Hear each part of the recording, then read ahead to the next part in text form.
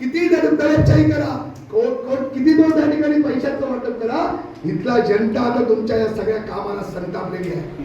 आणि म्हणून परिवर्तन हे नक्की आहे.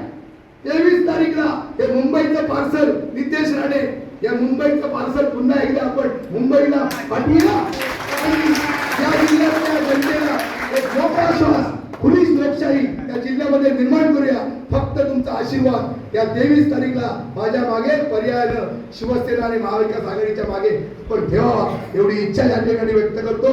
आणि आपली जबाबदारी आहे, नुसतं भाषण करून हे होणार नाही.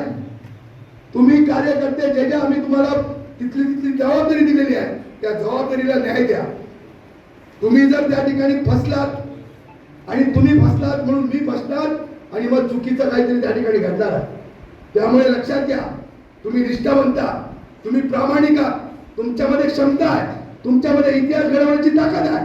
तुम्ही फक्त थोडासा आळस झटकून बाजूला व्हा आणि नव्या दमानं जसं संतोष पाटील आज पक्षामध्ये आले, एकीकडे दाखवलं जातंय की आमचा पक्ष फुटला जातो, अनेक कार्यकर्ता, कुठलाही कार्यकर्ता फुटला जात नाही. तो कार्यकर्ता गेला म्हणून तिथला विचार संपणार नाही.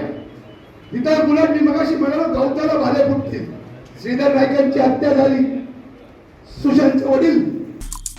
आमचे दिवसभरातले सर्व अपडेट्स, ताज्या घडामोडी आणि थेट लाईव्ह पाहण्यासाठी सबस्क्राईब करा, लाईक करा कोकणचं नंबर 1 महा चॅनल कोकण 7 लाईनचं YouTube चॅनल.